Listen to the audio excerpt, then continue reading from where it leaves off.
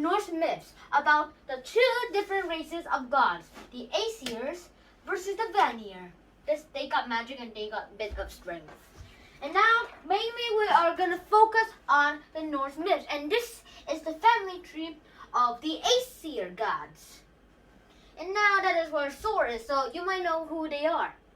And today we are also going to talk about this family tree. And speaking of family tree, why don't we just get right into it? Alright, so our first one starts from Odin. Come here. Can you see this? Yes. Alright, Odin is known as the all-father of all Aesir gods because he is the father of literally all the Aesir gods. Except Loki. And well, let's go for it. And Odin actually has 4 wives. I'm kidding. I'm not even kidding, guys.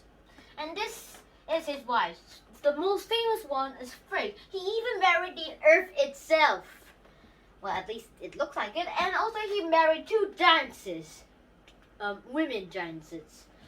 And with him and Frigg, he got Balder and Hod. Hod was tricked by Loki to kill Balder. So Balder's gone.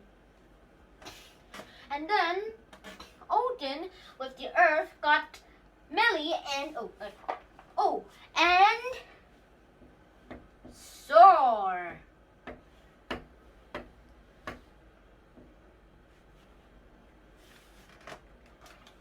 Yeah, and Thor is the most famous son of Odin because of the Marvel comics and his mighty hammer, Mjolnir, well, whatever you want to pronounce it like.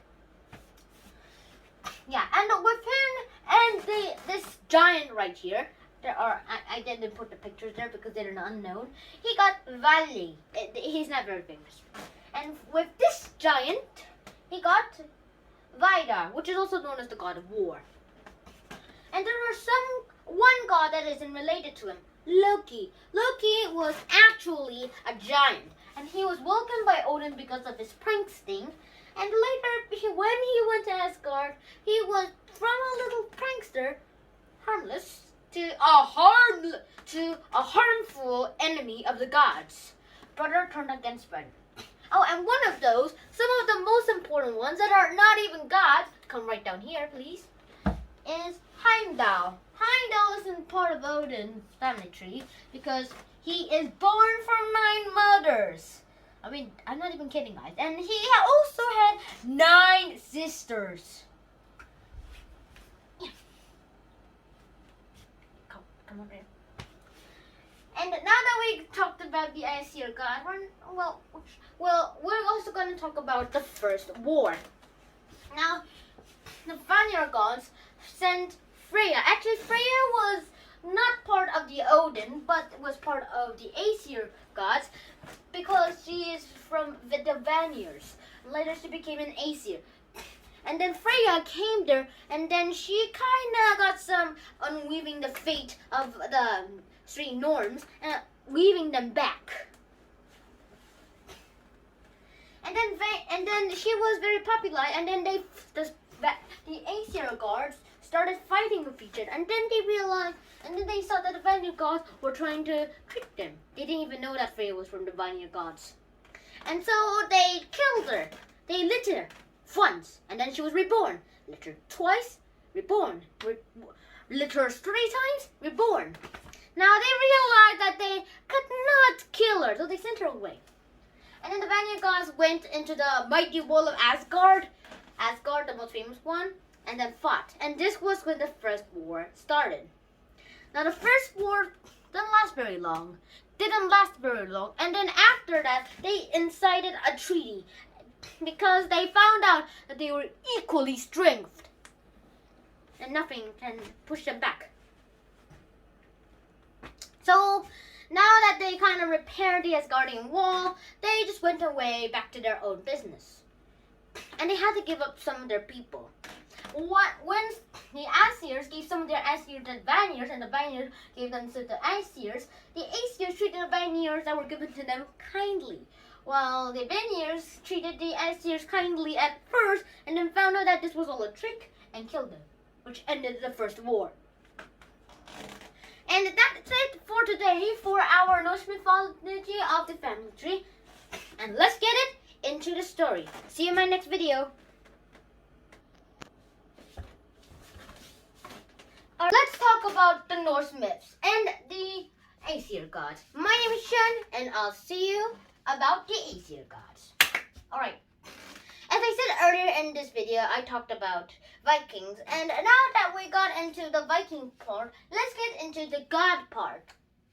And this is the family tree of the most famous gods. There are actually two races of gods, the Aesirs and the Vanir. However, we are mainly going to focus on the most famous ones, the Aesir gods. Alright, this is the family tree of the Aesir gods.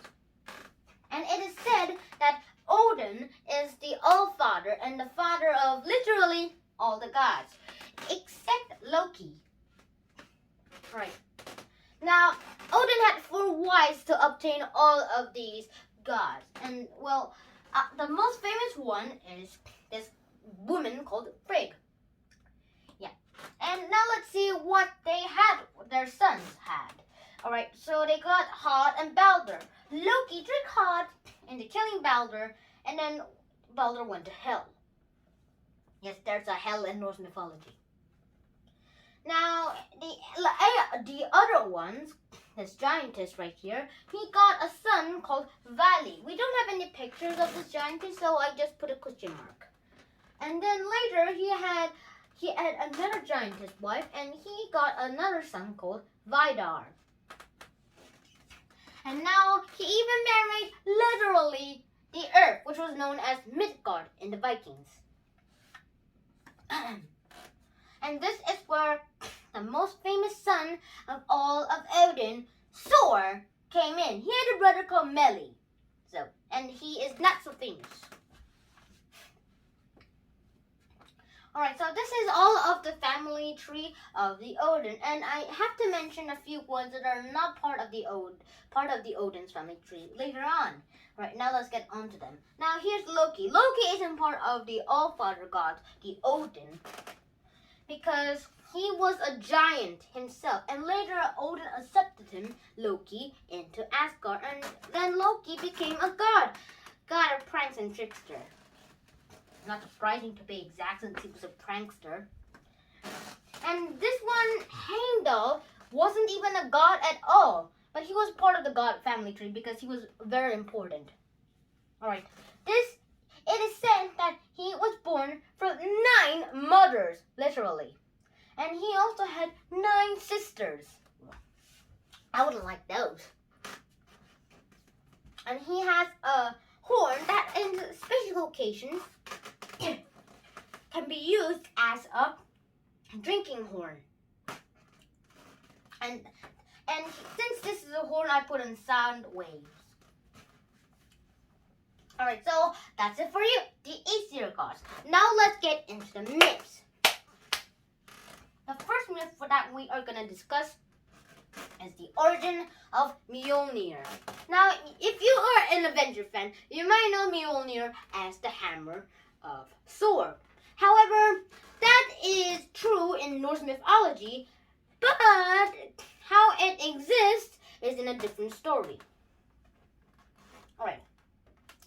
Now, Mjolnir. Before Thor had Mjolnir, he was about to break every bone that Loki had. And then Loki had to find a way to prevent this.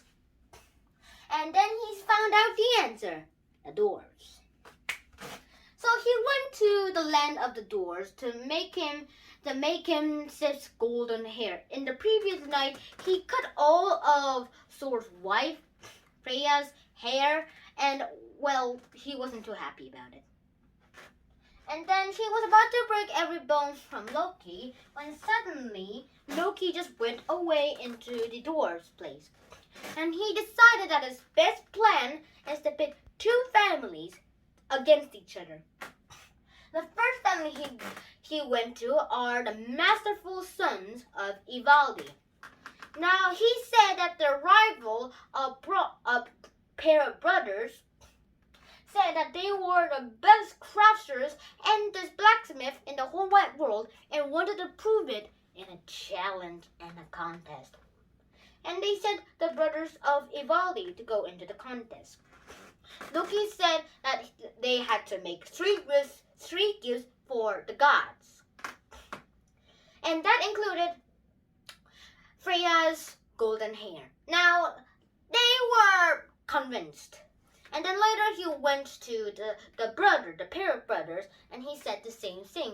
Only this time, they were untrickable.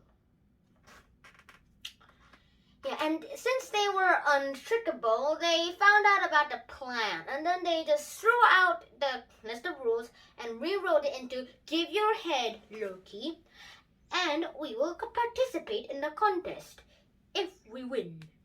So Loki had to find a way to prevent them from winning. Alright, now we're gonna mainly focus on those brothers. Alright, first Loki changed into a fly. When he changed into a fly, he went to the brother which was manning the bellows, a giant bellow. The fly, which is Loki, bit that brother 3 times. The first two attempts were a failure. He first stung his hand, but he didn't flinch. Then Loki stung the brother's neck and bit it. Well, the brother cried a bit, but kept on manning the bellows. And then the third time, he landed right on his eyelid and bit as hard as it could. And for a split second, blood drooled out of his eyes. And the treasure was ruined. Their final treasure, it was ruined, and they were sure that they would lose. Loki was very happy for the loss and sent them to Asgard. First, he showed the presence of the sons of Ivaldi. First, they gave out Freya's golden hair, bound to it and act like normal and more radiant than her previous hair. Second, they made a very long spear, this spear in the family tree right here, that can pierce through anything, including Odin himself. So be careful, Odin. And now, the last gift of them was a foldable cloth. Not like any cloth. So if you unfold it entirely, it will change into a magnificent ship for the goddess of the harvest. Next, the brothers decided to give their own 3 treasures. First, they made a golden boar, which was made from gold, literally, to the goddess of the harvest. It will go faster than the wind, and then they made an arm ring for Odin, which will make 8 identical arm rings every 9th night, and then a hammer called Mjolnir for Thor. When they discovered that their handle was too short, they just gave their powers. Even so, despite of the short handle, every god said that this was the best gift of all. Loki tried to get away. Thor got him first. The sons of Ivaldi came here and sewed his mouth shut, but never got his head back.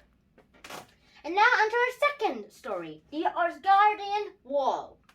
The Asgardian Wall is a kind of short story. Alright, one day in Asgard, a person went to there. Thor wasn't there, so he couldn't fight that person if it was a giant.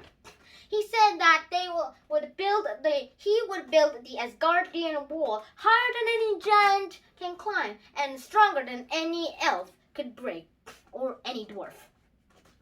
In return, they had to give up Freya and the sun and the moon. Now, the gods didn't like this request, but Loki said that, accept it, then we will just get it free. Here's his reason.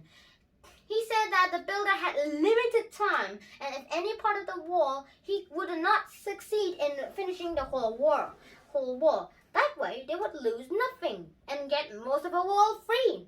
All the other gods liked this idea. Freya didn't like it, but they agreed. They gave the builder 1 winter to make it. First day, he built the foundation by himself at blinding speed. At nighttime, he was finished. And then later, he went out to get the building stones. But it was just the next morning when the gods saw him arrive again back. And that's when they started to worry. Not rain, snow, or even lightning could stop their tracks. They built all day, all winter, until after 3 days left, the wall was high and beautiful. And there was only the gate left to do. On the next night, on the night when 2 days were left, Loki was sent out to block the building of all of the wall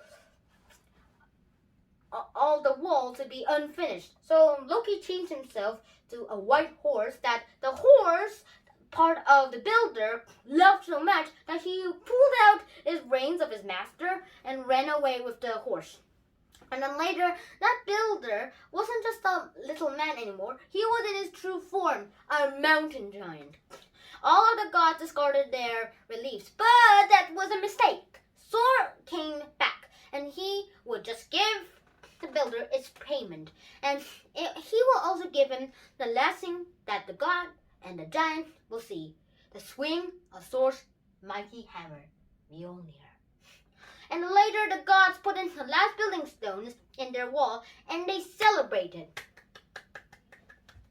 But Loki wasn't with them. And later, after a few months, he returned. He would get a horse with 8 legs, which will become Odin's mount. Now, that will be a story for next time. And I hope you enjoyed this story. And I'll see you in my next episode. Shunhan, out.